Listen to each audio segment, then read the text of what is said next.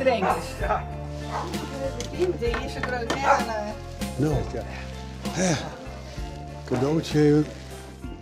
Van de meeën gaan wij met een koets terug het dorp. En dan gaan wij langs speciale meesken. Soms zijn het meesken die iets speciaals zoals Sint-Pieter hebben. Soms zijn het meesken die ziek binnen, die net even bij de aankomst komen kennen. Dus van alles wat. Dus jou gaat nou echt op privé-audiëntie? Ja, we zijn nu even op privébezoek. Ja. We zijn nu bij vrouw Belksma. Bij Trien Belksma in de Tjotter. En Trien die had meer dan 42 jaar had ze onze kleren verzorgen. Dus wij hier in Grauw binnen en de kleren waren wat smarrig of de wanden moesten wasken worden. Dan zorgde Trien daarvoor. En daar ben we haar heel dankbaar voor. Wat is er nou oors aan zijn kleren van Sinterklaas?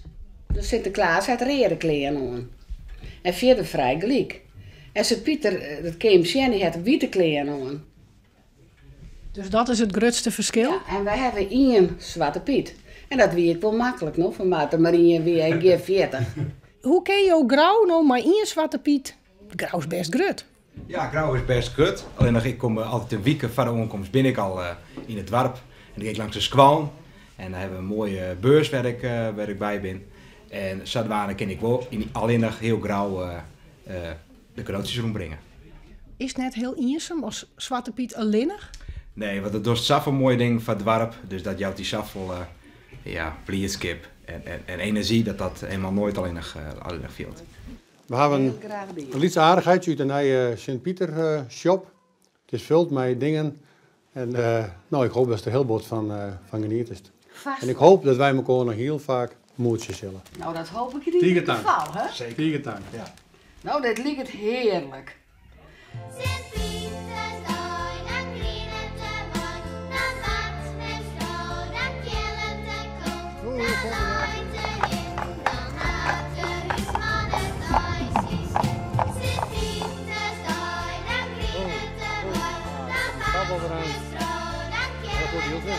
Bedankt.